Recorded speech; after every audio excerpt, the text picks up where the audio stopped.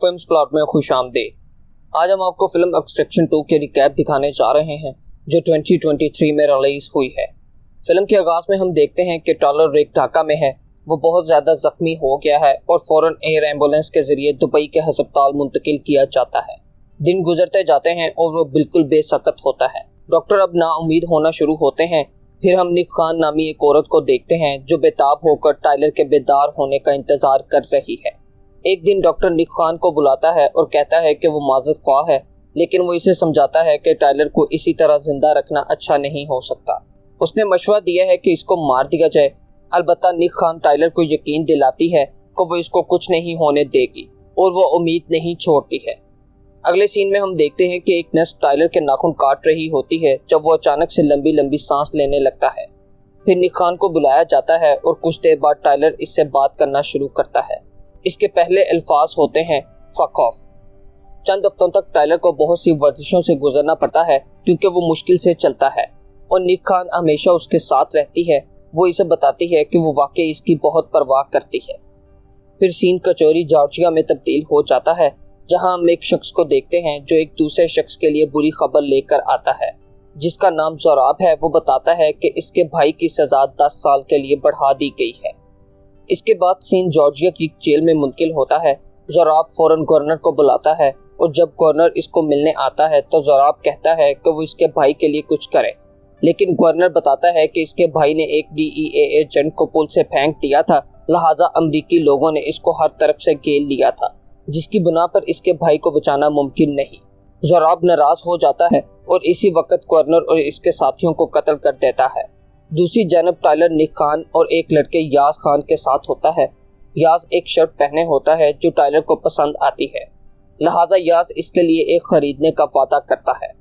यास और निक फिर टायलर को ऑस्ट्रिया की एक जगह ले जाते हैं जहां निक टायलर को एक कैबिन गिफ्ट करती है और वो इसे कहती है कि वो अपनी रिटायरमेंट की जिंदगी का लुत्फ उठाए।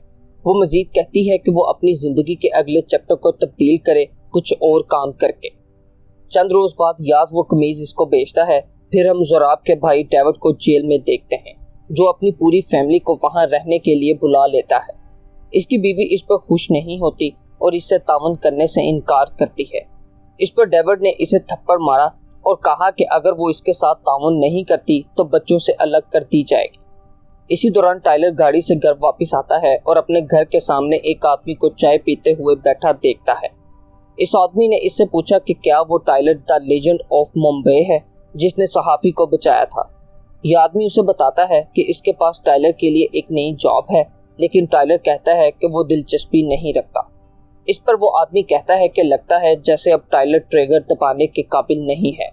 फिर टायलर इसके हाथ में पकड़े चाय के कप को गोली मारकर इसे कहता है कि वो यहाँ से चला जाए। आदमी कहता है कि अगर ये काम इसकी साबिका बीवी मियाँ टायलर के जरिए पेश किया गया हो तो क्या होगा। फिर वो इसके साथ बात करता है और इसे बताता है कि मियाँ की बहन मुसीबत में है।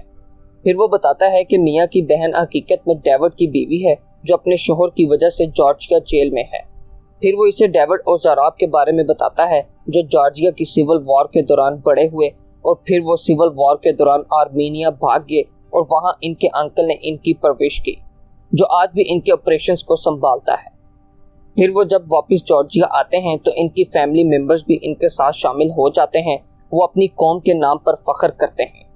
इन्हें अब इतनी ताकत हासिल हो गई है कि वो मुल्क को अब चलाते हैं। डेविड सिर्फ अमरीकी दबाव की वजह से जेल में है।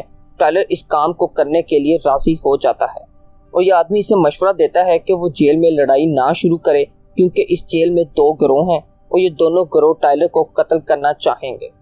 अगर डेविड को यह मालूम होता है कि इसकी बीवी को बाहर निकाला जा रहा है तो वो इसे कत्ल कर देगा। फिर ये आदमी टायलर को कहता है कि वो बाद में इससे मिलेगा। टायलर निक को कॉल करता है और इसे बताता है कि रिटायरमेंट इसके लिए मुनासिब नहीं है। वो इसको मिशन की तफसीलात बताता है और अगले लम्हे हम इन्हें टकीरी जेल की तरफ जाते देखते हैं। गार्ड जो 207 नंबर के कमरे का जिम्मेदार होता है वो टायलर और इसकी टीम के साथ होता है। वो टायलर को बताता है कि वो काम 5 मिनट के अंदर अंजाम दें वरना वो फंस सकते हैं।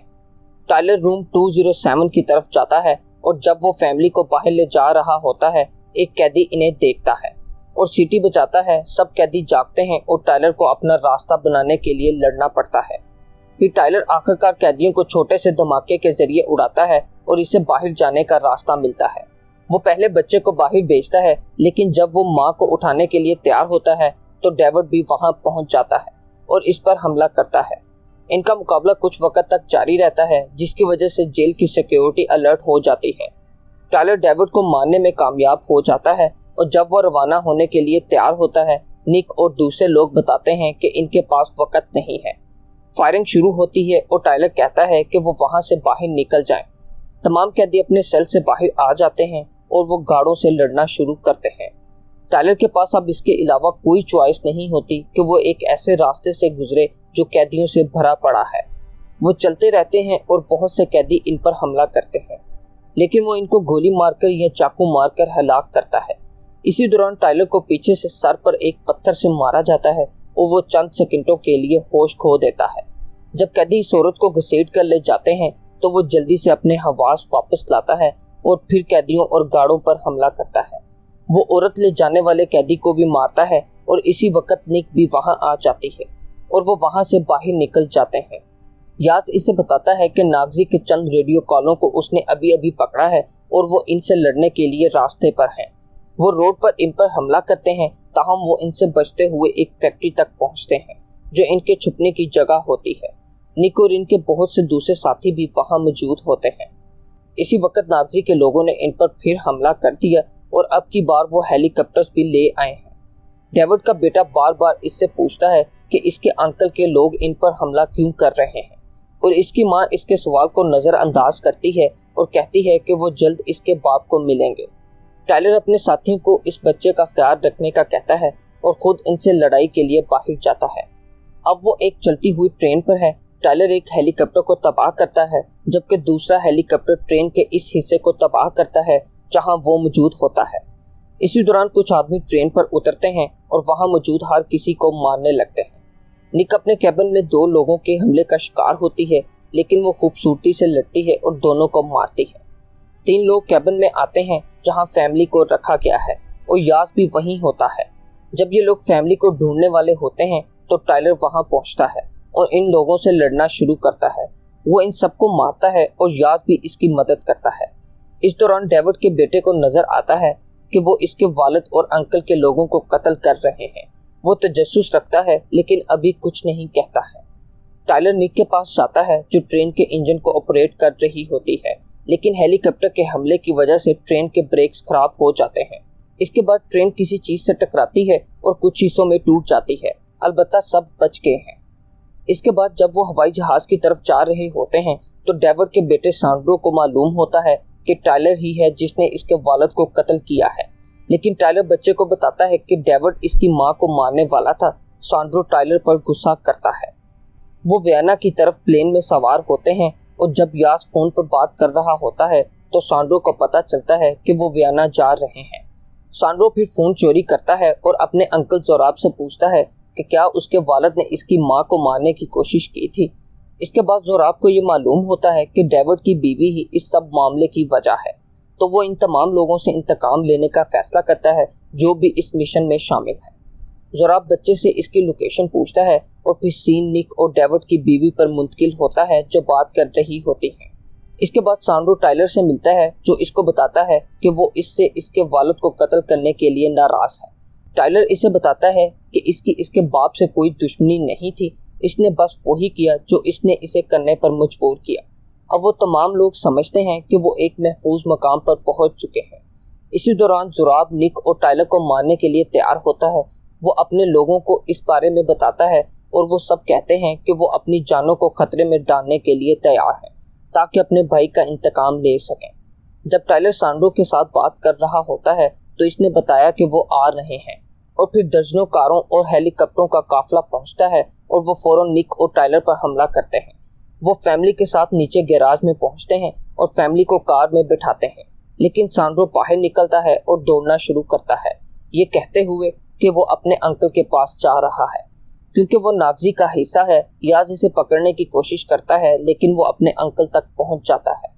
इसके बाद निक कार में पहुंचती है जिसको जोराब का आदमी एक रॉकेट लॉन्चर से मारता है। याज इसकी मदद करता है और इस शूट आउट में इस आदमी को कत्ल करता है। इसी दौरान तीन लोग गैराज तक पहुंचते हैं जहां फैमिली मौजूद होती है। जब वो माँ और बच्ची को ढूंढने के करीब पहुंचते हैं तो टाइलर हमला करता है और लड़ाई शुरू हो जाती है। टाइलर इनको मारता है और कार में दाखिल होता है।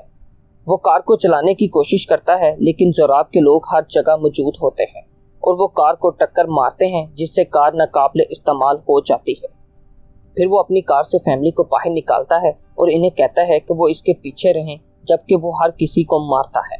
दो आदमी इस पर हमला करने की कोशिश करते हैं लेकिन वो इन्हें चाकू से जल्दी जल्दी कत्ल कर देता है।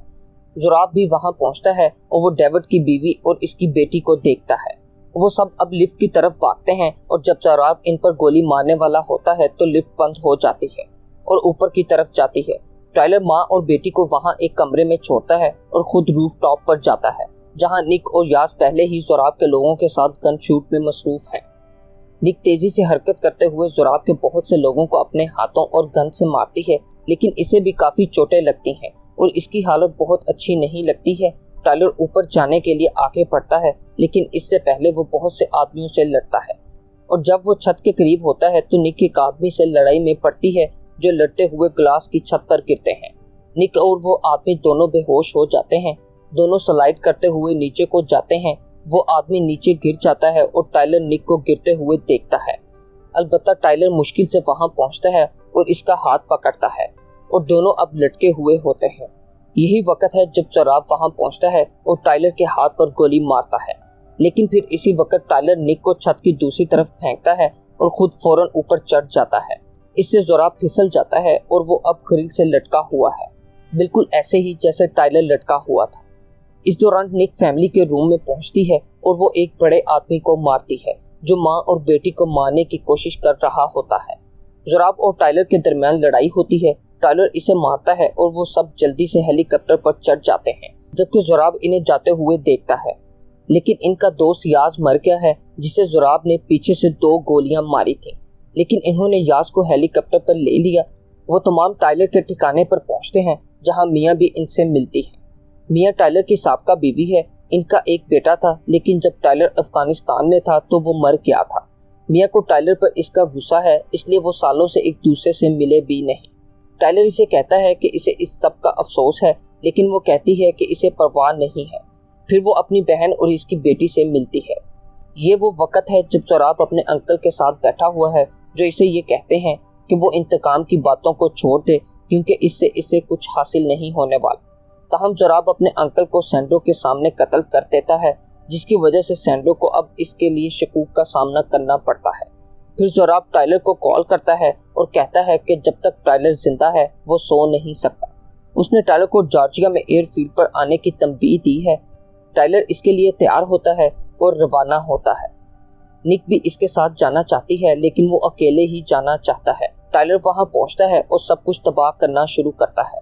एक शख्स इस पर हमला करता है जो इसे गोली मारकर जख्मी करता है, लेकिन टाइलर फौरन इसे मार देता है। टाइलर का खून बह रहा होता है लेकिन वो चलता रहता है और इस जगह दाखिल होता है जहां जोराब ने सैंड्रो के जिस्म पर बम लगाया होता है। वो सैंड्रो से कहता है कि वो टाइलर को गोली मार दे, लेकिन सैंड्रो ये काम नहीं करता।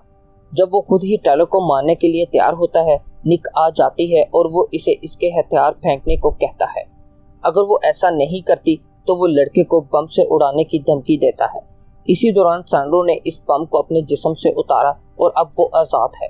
अब एक शूट आउट शुरू होता है और निक काफी जख्मी हो जाती है और सैंड्रो कोशिश करता है कि इसे तसल्ली दे। टाइलर और जोराब के दरमियान एक खतरनाक लड़ाई शुरू होती है।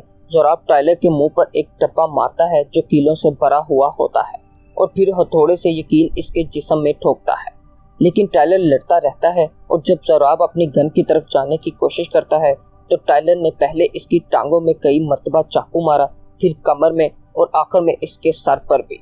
फिर टाइलर इसके सर में गोली मारकर इसे मार देता है और निक के पास जाता है जो काफी जख्मी नजर आ रही है। फिर सीन जेल में तब्दील होता है जहां हम निक को हथकड़ी से एक बेड पर बांधे हुए देखते हैं और टाइलर को दूसरी जेल में रखा गया है। मियाँ इससे मिलने आती है। वो इसे बताती है कि उनके बेटे की आखिरी याद ये नहीं है कि टाइलर इनको तन्हा छोड़कर चला गया, बल्कि इसकी आखिरी याद ये है कि इसका बाप इंसानों को बचाने के लिए गया है। फिर टाइलर इससे इसके बहन के बच्चों के बारे में पूछता है और वो कुछ माली मसाइल की बात करती है। टायलर मिया से कहता है कि वो इसके कैबिन में जाए और इसे वहां लाखों डॉलर्स मिलेंगे। सीन तब्दील होता है और टायलर को एक जगह पे ले जाया जाता है जहां वो स्याह आदमी मौजूद होता है जो इसे इसकी कैबिन में मिलने आया था। वो टायलर को जेल से बाहर निकालने की पेशकश करता है अगर वो इसके लिए काम करने को राजी हो जाता है। टायलर इस शख्स का नाम पूछता है लेकिन वो शख्स कहता है कि इसका नाम अहम नहीं है। टायलर भी कहता है कि वो अपनी टीम के बगैर काम नहीं करता और टीम का हिस्सा निक है। यहाँ पर एक और गाड़ी आती है और निक बाहर आती है। इस शख्स ने टायलर को कहा कि वो इसके बॉस के लिए काम करेंगे और टायलर निक खान के साथ दोबारा मिलता है और इसके साथ ही फिल्म का इख्तिताम हो जाता है। मज़ीद ऐसी वीडियोस के लिए सब्सक्राइब करें, नोटिफिकेशंस को ऑन करें और चैनल को मदद करने के लिए लाइक करें। शुक्रिया।